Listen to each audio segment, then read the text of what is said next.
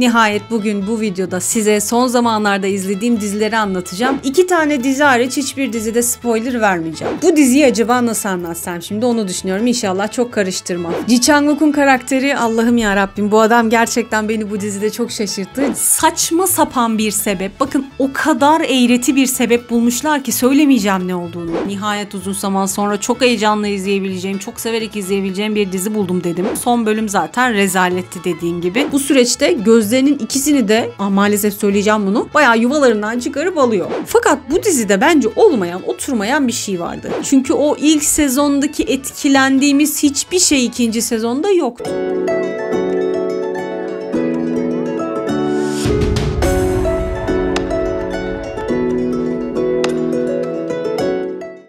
Merhaba arkadaşlar, Zandos'una hoş geldiniz. Ben Sümeyye Saraç. Yepyeni bir haftada, yepyeni bir videoyla daha karşınızdayım. Hatırlarsanız bundan birkaç hafta önce son zamanlarda izlediğim dizilerle alakalı bir video yapmıştım ama diziler çok olduğu için bunu ikiye böldüğümü söylemiştim. Araya başka şeyler girince devamını hemen çekemedim. Nihayet bugün bu videoda size son zamanlarda izlediğim dizileri anlatacağım. 10 taneydi aslında ama bu süreçte bir tane daha dizi bitirmiş oldum. Bugün bu videoda size tam 11 tane dizi anlatacağım. Baştan bir şey söylemek istiyorum sadece. 2 tane dizi hariç hiçbir dizide spoiler vermeyeceğim. O 2 tane dizinin de ne olduğunu sırası geldiğinde zaten size belirteceğim. Diyeceğim ki ben şu an bu diziyi spoiler vererek anlatmak istiyorum. Bunu yapmam lazım çünkü başka türlü anlatabileceğimi zannetmiyorum o dizileri. Anlatmanın da ötesinde artık bir nevi dertleşmek istiyorum o 2 diziyle alakalı, kısacık da olsa. Onun haricinde hiçbir spoiler yok, merak etmeyin. Zaten başında da dediğim gibi sizi uyarıyor olacağım. O zaman haydi hemen dizilerimize geçelim. Anlatacağım ilk dizinin adı Night Has Come. U+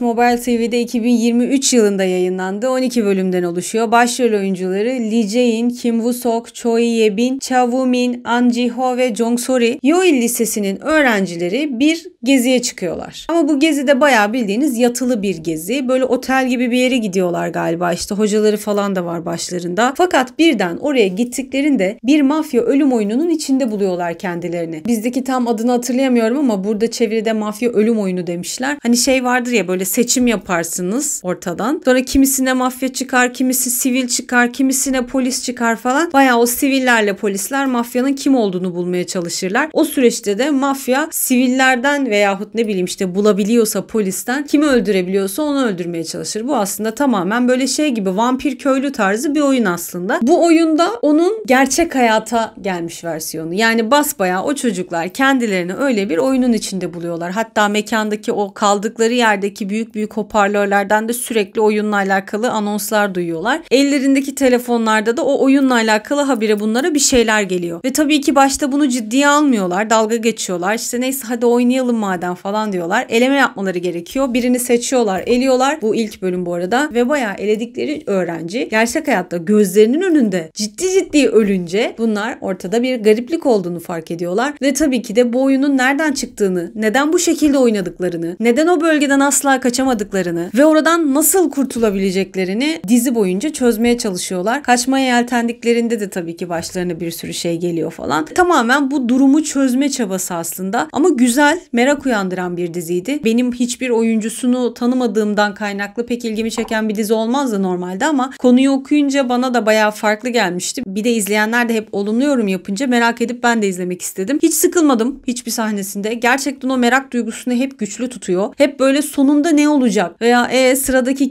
kim ölecek, kim kalacak falan, sürekli bunu merak ederek izliyorsunuz diziyi ve sonunu da bence gerçekten güzel bağlamışlar. Beklemediğim bir şekilde bağlamışlar. O yüzden de bu dizi Night Has Come benim güzel hatırladığım bir dizi oldu. Sadece şunu söyleyeyim, bunda da şiddet ve kan bol ne yazık ki. Böyle şeylerden rahatsız oluyorsanız çok tavsiye etmiyorum ama bu tür gizemli değişik dizileri seviyorsanız bunu da tavsiye edebilirim. Sıradaki dizimiz A Virtuous Business. JTBC'de 2024 yılında yayınlandı. 12 bölümden oluşuyor. Ben bu diziyi Netflix'te izlemiştim. Netflix'te de vardı bölümleri. Başrol oyuncuları Kim Soyeon, Yeon Woo-jin, Kim Song-ryong, Kim Sun-young, Lee Se-hee. Bu dizi 1992 yılında kırsal bir köy olan Gımce'de geçiyor ve 4 tane kadının ayaklarının üzerinde durma hikayesini anlatıyor. Bu 4 kadın bir sebepten dolayı yetişkin ürünlerini kapı kapı satmaya başlıyorlar ve tabii ki bu sayede hem maddi olarak bağımsızlıklarını kazanıyorlar, birlikte çok güzel arkadaşlıklar kuruyorlar, hem de yaşadıkları bölgede çok fazla da sıkıntı yaşıyorlar. Kadınların karakterleri kısa kısa şöyle. Bir tanesi bir ev hanımı. Bir zamanlar yerel bir güzellik yarışmasında bölgenin ikincisi seçilmiş ve hala da oradaki herkesin çok güzel olarak adlandırdığı bir kadın. Çok mutlu olduğu bir evliliği var. Çok sevdiği bir oğlu var. Aslında dışarıdan bakıldığında çok da güzel bir hayatı var gibi görünüyor. Fakat ne yazık ki maddi sıkıntılar yaşıyor fazlaca. Mesela oğlu çanta istiyor, onu gidip hemen alamıyor parasal sıkıntılardan dolayı. Kirayı öyle hemen ödeyemiyor falan ve o da bu süreçte bir işe girmeye karar veriyor. Girdiği işte şu: kapı kapı gezerek insanlara yetişkin ürünlerini pazarlamayla alakalı bir iş bu. Yetişkin ürünlerinden kastımın ne olduğu az çok anlaşılıyordur diye düşünüyorum. İşte böyle ne bileyim gecelikler, özellikle böyle daha açık, daha müstehcen gecelikler, onunla bağlantılı bazı yetişkin ürünlerini satıyorlar falan. Ama şöyle söyleyeyim, o bölgede 92 yılı bir de oradaki insanlar için bayağı tabu aslında bu konu. Ve ondan sebep de bununla alakalı bayağı bir sorun yaşıyorlar. Diğer kadınları da anlatacağım. Bir tanesi zengin bir ailede büyümüş, prestijli bir üniversitede okumuş bir kadın. Ailesinin uygun gördüğü bir adamla evlenmiş ve o adamın da memleketi olan Gımca'ya taşınmış. Çok sıkıcı bir hayatı var o kadıncağızın da. Kocasıyla doğru düzgün bir karı koca ilişkileri kalmamış. Evde yapacağı doğru düzgün bir şey yok. Aslında çok mutsuz bir hayatı var. Bir gün eski hizmetçisinin böyle bir pazarlama işine girdiğini öğreniyor. Eski hizmetçisi dediğimde az önce anlattığım kadın. Ve o da hem ona yardım edebilmek için hem de kendisine değişiklik olabilmesi için ona eşlik etmeye, yardım etmeye başlıyor ve bunu yaparken çok keyif aldığını, mutlu olduğunu fark ediyor. Tabii ki de kocasına karşı da bu bazı çatışmalara sebep oluyor. Bir diğeri 4 çocuklu bir anne. Aslında çok sevdiği, birbirlerine çok aşık olduğu bir kocası var ama ne yazık ki onların da maddi sıkıntıları var. Kocası bir sebepten dolayı doğru düzgün çalışamıyor. Parasal işler de aslında hep bu kadının omzunda. Ailesine daha iyi bir hayat yaşatabilmek için o da bu işi keşfediyor ve diğer kadınlarla birlikte bu işte çalışmaya başlıyor. Son olarak bir de oğlunu tek başına büyüten bekar bir anne var. Bu kadın aynı zamanda o bölgede küçük bir kuaförü işletiyor. O da sıkıcı hayatında bazı değişiklikler olsun diye bu işi yapmaya karar veriyor. Aslında ekibin bu da en pozitif, en tatlı karakteri gerçekten. Aralarındaki en fıkır fıkır, en kadınsı karakterlerden bir tanesi. Diğerlerinin morali bozulup modu düştüğünde bu onları toparlamaya, ayağa kaldırmaya çalışıyor falan. Ve biz bu 4 kadının o işi yapma süreçlerini izliyoruz. Haliyle 90'lı yıllarda geçtiği için hikaye ve sattıkları şeylerden kaynaklı o konular hala tabuyken o insanların beyninde, kafasında, onu aşarak o ürünleri satmaya geçme süreçleri biraz sancılı oluyor haliyle. Tabii ki önce kendi içlerinde o durumu aşmaları gerekiyor. Ailelerine bu durumu kabullendirmeleri gerekiyor ve sonrasında da insanlara bunu anlatmaya çalışıyorlar. Hem kendi içlerinde, hem ailelerinde, hem yaşadıkları o küçük kasabadaki, köydeki insanlarla da birçok sorun yaşıyorlar bununla alakalı. Ha bir de erkek karakterimiz var, ondan da bahsedeceğim. O da Yoon Woo-jin'in canlandırdığı karakter. Zengin bir ailede büyümüş, Amerika Birleşik Devletleri'nde eğitim almış bir polis memuru kendisi. Güney Kore'ye dönüyor belli bir yaşa geldikten sonra ve orada da yine aynı işi yapmaya devam ediyor. Seul'ün Gangnam Polis Karakolu'nda terfi alıyor ve sonrasında kendi isteğiyle Gımca'ya taşınıp orada da yine polis memuru olarak çalışmaya devam ediyor. Onun da aslında oraya gelmesinin özel, gizli bir sebebi var. Aynı zamanda tabii ki o diğer kadınlarla da bir şekilde bağlantı kurup onlarla da iç içe geçiyor. Genele baktığımda aslında benim çok severek izlediğim bir dizi oldu. Bir de 90'lı 80'li yılların dizilerinden ben çok keyif alıyorum. O dönemleri çok güzel yansıtıyorlar bence. Ama hani sattıkları ürünlerden kaynaklı tabii ki bazı muhabbetlerde birazcık böyle artı 18 olabiliyor ama eğer o kısımları yok sayabiliyorsanız kadınların ayakta durma savaşı bence çok güzeldi. Ha çok ailenizle, annenizle, babanızla izlemenizi tavsiye etmem o muhabbetlerden kaynaklı. Zaten onlar olmasa bu arada dizide hiçbir şey yok. Yani hani öyle artı 18'lik bir sahne hiç yok. Orasında değilim. Ben sadece konuşulan muhabbetlerden bahsediyorum. Onların dışında bence çok tatlı bir hikayesi vardı. Ayaklarının üzerinde duran kadınlar vardı.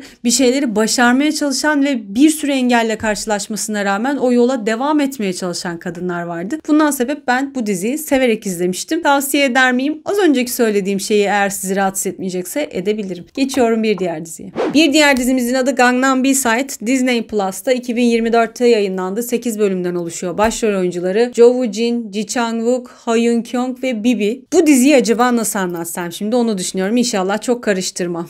Dizi Seul'ün Gangnam bölgesinde geçiyor. Ve bu bölgede çok fazla gece kulübü, bar gibi böyle gece hayatının yoğun olarak yaşandığı yerler var. Bibi'nin canlandırdığı karakter de Gangnam'ın ünlü bir barında çalışıyor. Ve bir gün bu bölgede teker teker genç kızların kaybolduğu ortaya çıkıyor. Ama bu kızlar da şöyle bu arada. Hani Kore'de vardır ya barlarda oda bölmeler olur işte karaoke barlar falan da vardır. Kızları bayağı buralara gönderirler işte o erkeklerin gönlünü hoş etmesi için falan. Tabii ki kimi zaman ondan daha da ötesi için görevlendirilen, çalıştırılan kızlar vardır. Aslında kaybolan kızlar bu bahsettiğim kızlar. Yani gece hayatında o barlarda çalışan kızların teker teker ortadan kaybolduğunu keşfediyorlar. Ve bu davayı çözmek için bir dedektif, bir kanun kaçakçısı, bir de savcı dahil oluyor. Dedektifimiz görevden alınan ve sonrasında işine geri başlayan bir adam. Onun da yanlış hatırlamıyorsam kızıyla alakalı bazı şeyler vardı. O yüzden bu vakada canla başla uğraşıyordu. Ji Chang-wook'un karakteri, Allah'ım ya Rabbim, bu adam gerçekten beni bu dizide çok şaşırttı. Ji Chang-wook bayağı bu dizide, bu kelimeyi kullandığım için özür dilerim ama o kızları pazarlayan bir tane kadın var. Onun yardımcısı, sağ kolu gibi bir şeydi yanlış hatırlamıyorsam. Yani o tam bulunduğu mevkiyi hatırlamakta zorlanıyorum. Yoksa yaptığı iş öyle bir işti. Ve aslında kaybolan kızlar bunun yine çalıştırdığı, bunun iletişimde olduğu kızlar. Artı bir de yine statüsünü yükseltmek için bu davayla uğraşan bir savcımız var. Aslında başta Ji Chang-wook'u suçlu zannediyorlar. Onun peşine düşüyorlar. Sonra mevzunun çok daha farklı olduğunu öğreniyorlar. Bu üçü bu vakayı hep birlikte çözmeye karar veriyor ve kaybolan kızları bulmaya çalışıyorlar. En geniş haliyle bu böyle bir dizi. Tavsiye eder miyim? Çok emin değilim. Çünkü bunda da çok fazla kan, çok fazla şiddet vardı. Bu dizinin bir de yanlış hatırlamıyorsam şöyle bir özelliği var. Bir zamanlar Kore'de gerçekten yaşanmış olan Burning Sun diye bir vaka var. Duymayanlarınız için çok kısa bahsedeceğim. Burning Sun bir gece kulübü. Güney Kore'de var olan bir zamanlar vardı. Tabii ki sonra olaylardan sonra kapattılar. Ve orada çok çirkin şeylerin yaşandığı ortaya çıktı. Gencecik kızların orada uyuşturucu bağımlısı yapıldığı, şiddet gördüğü, tabii ki olmayacak şeyler yapıldı. Artık o kelimeyi kullanmak istemiyorum. Ya aklınıza gelebilecek bütün kötülüklerin yapıldığı söylendi orada o kızlara. Ve bu dizinin de Burning Sun'ı anlattığına dair bir yazı okumuştum internette. Ne kadar doğru bilmiyorum ama zaten ben de Gangnam Styl'de izlerken o vaka aklıma gelmişti. Vay arkadaş dedim, tam olarak Burning Sun'daki gibi şeyler yaşanıyor şu an bu dizide demiştim. Demek ki böyle bir, eğer doğruysa tabii internette yazılan, böyle bir bağlantısı varmış. Haliyle de böyle sahneler olduğu için biraz rahatsız edici olabilir bazılarınız için. O yüzden böyle gönül rahatlığıyla tavsiye ediyorum diyemeyeceğim ama gerçekten Ji Chang-wook öyle bir rol oynuyor olmasına rağmen bence çok iyiydi oyunculuğu. Tabii ki yine bir sürü aksiyon sahnesi, bir sürü olay, bir sürü vaka. Çok enteresan bir diziydi. Daha doğrusu aslında sıklıkla duyduğumuz ama gözle görülünce çok enteresan gelen bir diziydi. Maalesef ki böyle hikayeler gerçek hayatta da yaşanıyor, ne kadar rahatsız olsak da. Bundan dediğim gibi o söylediğim şeylerden rahatsız olmuyorsanız bunu tavsiye edebilirim ama herkesin çok da rahat izleyebileceği bir dizi olduğunu sanmıyorum. Geçiyorum bir diğer diziye. Evet, spoiler vererek anlatacağım dizilerden ilkine geldik. When the Phone Rings NBC'de 2024 yılında yayınlandı. 12 bölümden oluşuyor. Başrol oyuncuları Yoo Eun-suk, Choi Soo-bin, Woo Nam-joon, Jang Gyuri. Önce konusunu anlatacağım. Sonrasında spoiler kısmına geçeceğim. Merak etmeyin. Yoo Eun-suk prestijli siyasi bir aileden gelen genç bir adam. Kore'nin en genç başkanlık sözcüsü olmayı başarıyor kendisi. Geçmişinde de işte savaş muhabirliği gibi, rehine müzakereciliği gibi böyle farklı farklı işler yapmış. Aynı zamanda 3 yıl önce Choi Soo-bin'in canlandırdığı karakterle evlenmiş. O evlendiği kızcağız da bir gazete sahibinin kızı. Küçükken geçirdiği bir kaza nedeniyle mutizm hastalığına sahip. Onun da ne olduğunu söyleyeyim. Normalde konuşabiliyorlar aslında. Dilsiz değillermiş ama psikolojik bir durumdan kaynaklı insan içinde çok fazla konuşamıyorlar. Hatta bu kızın etrafındaki birçok kişi gerçekten konuştuğunu bilmiyor. Bu da haliyle böyle bir işaret dilini öğrenmiş. O şekilde iletişim kuruyor insanlarla. Aynı zamanda meslek olarak da mahkemede ve televizyonda işaret dili tercümanı olarak çalışıyor.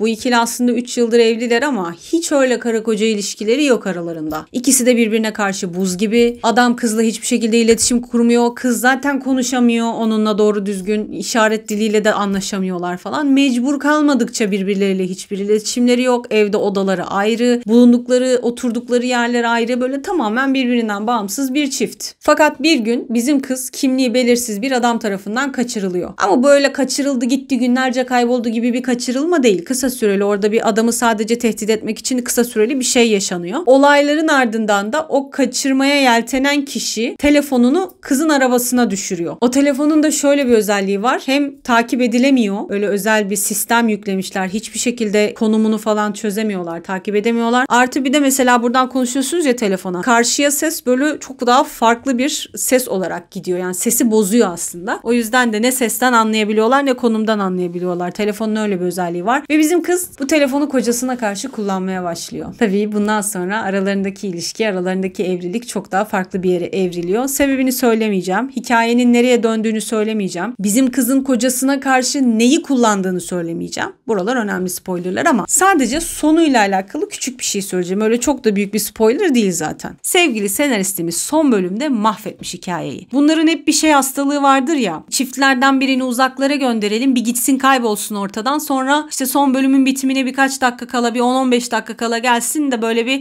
yeniden karşılaştı, seni çok özlemiştim, bla bla, böyle bir dram yapalım. Tamamen bu olsun diye saçma sapan bir sebep. Bakın o kadar eğreti bir sebep bulmuşlar ki söylemeyeceğim ne olduğunu. Adamı uzaklara gönderdiler. Kız arkada kaldı, ağladı, etti, perişan oldu, kocasını aradı, bulamadı falan. Diyorsunuz ki izlerken, arkadaşım sana ne? Hani bunun için uzaklara gitmen dünyanın en aptalca kararı. Bu seni ilgilendiren bir konu değil. Seninle alakası olmayan bir şey için uzaklara gitme bahane bulmuşsun gibi oluyor sanki. Bence bu dizi bir yere kadar çok güzel gitti. Ben hatta Twitter'a da yazdım bunu. Dedim ki nihayet uzun zaman sonra çok heyecanla izleyebileceğim, çok severek izleyebileceğim bir dizi buldum dedim. Bir yere kadar çok güzeldi. Bir yerden sonrasında şöyle sıktı beni. Sürekli bir adama bir şey oluyor, bir kıza bir şey oluyor. Bir adam kaçırılıyor, bir kız kaçırılıyor. Bir ona bir şey... Ya yeter daha. Birer kez yap yeter. Yani hani bir adam kaçırılsın, bir kız kaçırılsın, kabulüm. Bir yere kadar dediğim gibi benim için mükemmel bir diziydi. Çünkü o ikilinin arasındaki o çekim, o kimya, ne bileyim o elektriklenme mükemmeldi. Çok güzel sahneleri vardı ikisiyle alakalı. Ama sonrasında konu o ikisinin arasındaki ilişkiyi aşıp farklı şeylere dönünce çok beceremediler gibi senaryoyu. Son bölüm zaten rezaletti dediğin gibi. Tavsiye o yüzden çok edemiyorum ama çok da önemli değil. Merak da ediyorum diyorsanız bence izleyebilirsiniz. Çünkü çok güzel başlıyor hakikaten. O ikili çok güzel. Yoo Eun-suk'la Choi Soo-bin'e bayıldım dizide. Ama tamamıyla düşündüğüm zaman ne yazık ki When the Phone Rings son kısımlarıyla beni hayal kırıklığına uğratan bir dizi oldu.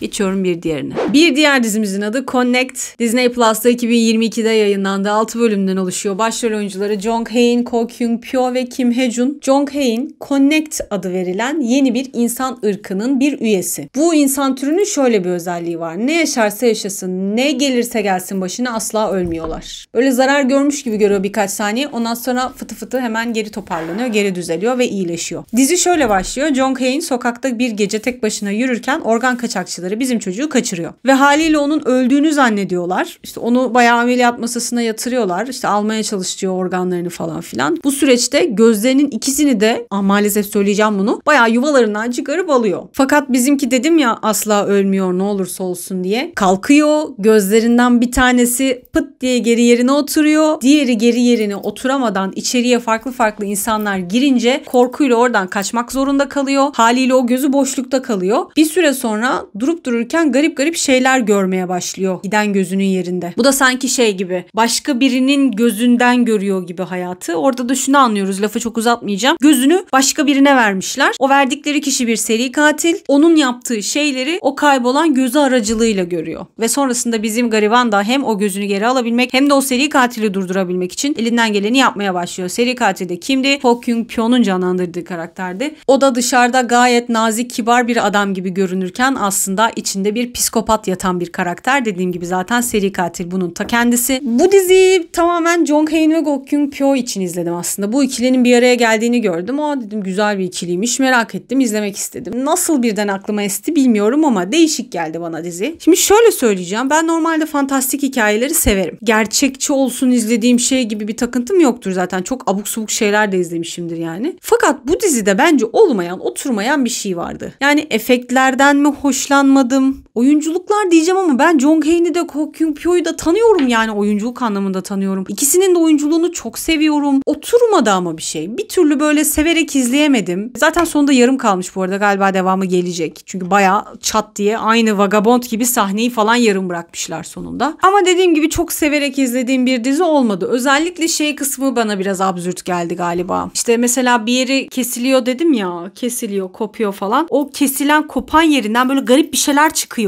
Böyle damarlar gibi. Çıkıyor hareketli. Onlar böyle o kopan yeri falan böyle tamir ediyorlar ama hani böyle birden kapanıveriyor orası. Bilmiyorum, o efekt galiba hiç hoşuma gitmedi. Çok absürt geldi bana. Böyle irite ediyor yani izlerken. Aslında güzel bir hikaye, farklı bir fikir. Yani düşünsenize, gözünüz gidiyor, kayboluyor ve onun bir seri katile takılıyor. Sonrasında seri katilin gördüğü şeyi görüyorsunuz. Bu arada yine de mantık hatası var. Bildiğim kadarıyla zaten göz nakli dediğimiz şey gözün komple kendisinin çıkarılıp başka birine takılması değil diye biliyorum. Yanılıyorsam ne olur bu işlerle ilgilenenler izlerse eğer denk gelirse beni düzeltin ama hani gözün komple kendisi değil de sanki yüzeyde bir yer mi vardı? Orayı mı alıp naklediyorlar da ben öyle biliyorum. Öyle duymuştum yıllar önce. O yüzden gözün komple çıkarılması da bana çok absürt geldi. Değişik bir iş, değişik bir dizi. Çok dediğim gibi sevdiğim söylenemez ama bu tarz hikayeleri seviyorsanız belki bunu da sevebilirsiniz ama tekrar ediyorum sonu yarım kalmıştı. İzleyecekseniz de bunu bilerek izleyin lütfen. Ben bilmiyordum. Yarım kalmış olduğunu bilseydim muhtemelen başlamazdım. Geçiyorum bir diğer diziye. Kyung-Sung Creature Netflix'te 2023 ve 2024 tarihlerinde yayınlandı. 2 sezonluk bir dizi bu. İlk sezon 10 bölüm, ikinci sezon 7 bölümden oluşuyordu. Başrol oyuncuları Park Seo-joon, Han So-hee, So-yoon, Kim Hae-sok, Jo Han-chul ve Wi Ha-jun. Dizinin ilk sezonu 1945 yılında Kyung-Sung denilen bölgede geçiyor. Kyung-Sung da Seul'ün eski adı. Jang Tae-sang yani Park Seo-joon'un karakteri zengin bir adam. Bir antika dükkanı var böyle kocaman çok güzel bir dükkan ve o bölgeye tamamen hakim bir karakter. Bölgenin en çekici adamı, orada ne yaşanıyorsa haberdar oluyor. Tanımadığı insan yok falan, aslında bayağı hani herhangi bir kayıp herhangi bir şey olduğunda bayağı gelip buna danışıyorlar, buna soruyorlar falan. Sonra bir gün Yoon Chae-ok ve babası hayatına giriyor. Yoon Chae-ok dediğimizde Han So-hee zaten. Onun da şöyle bir hikayesi var. Yoon Chae-ok'un annesi yıllar önce ortadan kaybolmuş. Bunlar da babasıyla birlikte anneyi arıyorlar. Bir yandan zaten kendileri de kaybolan insanları bulmak gibi bir meslek yapıyorlar. Ona da Todugun diyorlarmış. Onun haricinde kendi annesini de arıyor kız babasıyla birlikte ve anneyi ararken yolu Kyung-Sung dediğimiz o Jang Tae-sang'ın yaşadığı bölgeye düşüyor. Sonra onlar da Jang Tae-sang'ın namını, ününü duyuyorlar. Onun yanına gidiyorlar. Diyorlar ki sen madem bu bölgeye bu kadar hakimsin, bu kadar iyi biliyorsun, bize annemizi bulmamıza yardım eder misin? O süreçte bu arada Jang Tae-sang'ın da başında başka bir bela var. Ona da başka birisini bulma görevi verilmiş ve bulamazsa da çok büyük sıkıntılarla karşı karşıya kalacak. O da diyor ki tamam ben senin anneni bulmana yardım edeceğim. Sen de karşılığında benim aradığım kadının peşine düş, onu bulmaya çalış diyor. Ve bu ikili bayağı birbirlerine yardımcı olmaya başlıyorlar. Artı olarak arka planda bir de şöyle bir hikaye var. O dönem Kore'nin Japonya'nın sömürgesinde olduğu bir dönem. Bayağı her yerde Japon askerleri var. Korece konuşmak neredeyse yasak. Japonca konuşmak zorundalar falan. Bayağı Japonya'nın hakimiyeti altındalar. Ve bu arada bunların yolu da bölgenin bir noktasında olan kocaman bir hastaneye düşüyor. O hastanede yine Japonların olduğu bir hastane ve o hastanede çok enteresan deneylerin yapıldığını öğreniyorlar. O deneylerin de haliyle peşine düşüyorlar. Kendi kaybettikleri insanlarla da o deneylerin bir şekilde bağlantılı olduğunu görüyorlar. Hem Jang Tae-sang hem o kız hem babası, Jang Tae-sang'ın etrafındaki birkaç kişi, hatta Wi Ha-jun'un karakteri de o hastaneye bir şekilde girip olayları çözmeye çalışıyorlar. Wi Ha-jun'dan da şöyle kısaca bahsedeyim. O da Jang Tae-sang'ın en yakın arkadaşı, o süreçte yaşayan, aynı zamanda da o bölgedeki o Japon sömürgesine isyan edenlerden bir tanesi Wi Ha-jun. Yani böyle bayağı birlik gibi bir şey kuruyorlar. Wi Ha-jun da onun üyelerinden bir tanesi oluyor. Yani aslında böyle çok değişik bir konusu var. O dediğim deneylerden kaynaklı ortaya çıkan bazı insanüstü varlıklar, yaratıklar var falan. Fantastik bir hikayesi var. İlk sezon böyleydi. İkinci sezonda da tamamen o 45'li yılları geride bırakıyoruz ve günümüze geliyor hikaye. Han So-hee'nin karakteri bir sebepten dolayı hiçbir yaşlanma belirtisi olmadan günümüze gelmeyi başarıyor. Orada tıpkı Jang Tae-sang'a benzeyen bir adamla karşılaşıyor. Park Seo-joon'dan bahsediyoruz tabii ki yine. Ve yine o dönemlerde yaşanan bazı şeylerin günümüzde de devam ettiğini öğrenip birlikte o olaya el atıyorlar. İkinci sezonda da yine aynı şekilde aksiyonla, işte o yaratıklarla, o eski dönemdeki Japonlarla bağlantılı bir hikaye izliyoruz. Öncelikle bu diziyi zaten çoğunluk sektör uzmanları falan da ilk sezonu beğenip ikinci sezonu beğenmemişlerdi. Aynı fikirdeyim sevgili dostlar. Sebebini de söyleyeceğim hemen. İlk sezon mükemmeldi. Öncelikle onu söyleyeyim. İlk sezonun atmosferi çok güzeldi. Çekim yaptıkları işte platodur muhtemelen. Orası çok güzeldi. Yani o dönemin havasını orada hissedebiliyordunuz şimdi. Ben Güney Kore'nin 40'lı yıllarını çok bilmem. Nereden bileceğim? Ama oraya baktığımda gerçekten böyle olabilir diyorduk. Onunla birlikte işte bir yandan isyancılar, Japonlara karşı gelmeye çalışan insanlar, Japonların sömürgesine karşı gelmeye çalışan isyancı grubu çok güzeldi. Hastanedeki o gizem, işte o yaratık, o yaşanan olayları çözme çabaları, o canavara karşı gelme çabaları çok güzeldi falan. İlk sezon mükemmeldi. Yani ben ilk sezonu vaktim olsa oturur bir daha izlerim. Çok etkilendiğim, heyecanlandığım sahneler olmuştu. Ama ikinci sezonda bence bir o kadar yavan kalmış. Çünkü o ilk sezondaki etkilendiğimiz hiçbir şey ikinci sezonda yok. Haliyle, çünkü orada zaten ilk sezonda o hikayeyi bitirdiniz siz. Hani keşke hiç ikiye girmeselermiş. Bayağı tek sezonluk bir dizi olsaymış Kyung-Sung Creature. Mükemmel hatırlayacağımız bir dizi olurmuş. Ben zaten Park Seo-joon'da da çok sevmiş olduğum için her türlü bu diziyi izleyecektim ama ikinci sezonu maalesef mecburiyetten sırf izlemiş olmak için izledim. Yarım kalmasın artık, madem bu kadar izledim devamı gelsin diye izledim. Ama izlemesem de çok bir şey kaybetmezdim bence. İlk sezonu tavsiye ederim herkese. İkinci sezondan çok emin değilim. Ona da artık siz karar verirsiniz. Geçiyorum bir diğer diziye. Ben çok sevmedim. Sonu çok kötü. Berbat sonu hatta. Son bölümü hiç izlemeyin bile yani. Ne yapıyorsun ya? Çocuk musun oğlum sen? Bayağı gerildiğimi hatırlıyorum. Ne olur bitirin artık. Çok gerildim. Bu ne falan dedim izlerken. Bu zamana kadar bir sürü Kore dizisi izledim. Ben bu dizide bu adamın karısı kadar toksik bir rol görmedim gerçekten. O kadar anlamsız bir final yazmışlar ki. O yüzden çok tavsiye etmiyorum. Gerek yok. Boş ver, izlemeyin. Hiçbir şey kaybetmezsiniz bence bu diziyi izlemezseniz. Çünkü Kim Soo-yeon'a artık aynı gözle bakamıyoruz hiçbirimiz.